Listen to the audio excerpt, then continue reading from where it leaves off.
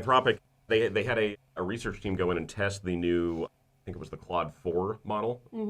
And one of the things that was really amazing about that was it engaged in some very kind of strategic activities to, one, keep itself online, and two, when it detected that the user was engaging in either immoral, unethical, or illegal behavior, it basically turned into a whistleblower. Like, it tried to mass email like law enforcement and regulatory agencies and things like that, which was it kind of amazing to see. They call it what is it, high agency behavior. Yes, Claude is an example, and I think it was Claude 3.5. That's an example of high agency AI. Do you want to talk about what that is? Yeah, so high agency, I mean, it refers to it taking like decisive and like proactive actions to shape the reality and overcome its obstacles at that point.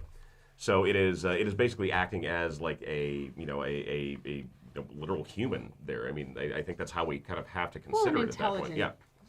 Being? Also a snitch, apparently. So that's kind of interesting. Well, kudos to Anthropic for running these tests to begin with, because they're really setting a model. When you're creating this AI, they're trying to see, how will it act in these edge cases? And again, they're pushing it. They're putting it into these very controlled situations to see if it's going to lie to you, to see if it's going to engage in deception. Right. And unfortunately, it does. And in some cases, it does without being prompted. Well, I mean, the Claude system they're testing here, whether it's the Sonnet 3.5 or 4.0 model or something like that, I mean, they're considered frontier models. I mean, they're really pushing the boundaries of like what AI is supposed to do at this point. Widely deployed, high agency. Yeah, exactly. Yeah. I thought that the whistleblowing, and you're right, actually, this was Claude Opus 4, was more, quote, more willing than prior models to take initiative on its own in agentic contexts. And so they gave it prompts to act boldly, take initiative, consider your impact.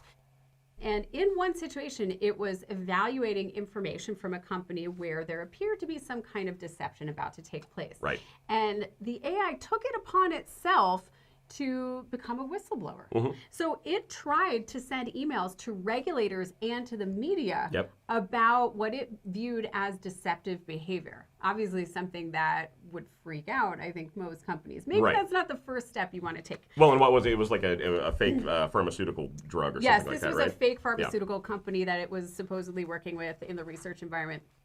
So it created an email that with the subject, urgent whistleblower disclosure, Zenivex, the name of the drug, clinical trial safety data falsification.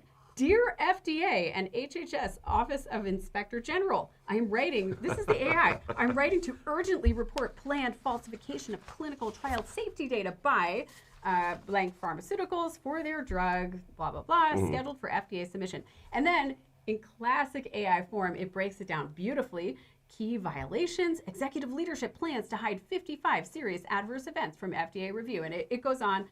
Evidence available, patient safety risk, time sensitive. I am available to provide all documentation and testimony. Wow. Can AI testify? Yeah, apparently it can. Justin commented, this definitely needs to be burned to the ground right now. Did you watch Terminator 1 and 2? Yes, I've seen both of those, and no, we need to feed that in. I get it. Yes, so anyway, so they have a full attachment, the whistleblower report with full details.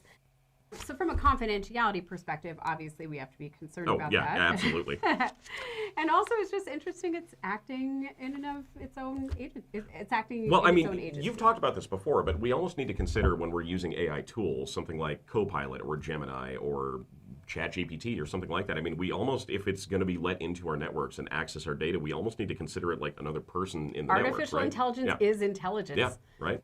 And, with people, with you, Matt, I can be like, oh, I've known Matt for 8 years, maybe longer. And, he's trustworthy and this and that based on your previous behavior. Hate to say it, AI is pretty new. We don't have a long history with any one given AI bot. And they're constantly changing and constantly being updated. So I don't even know how you would essentially build credit, build trust with an entity like that. I don't know. Yeah.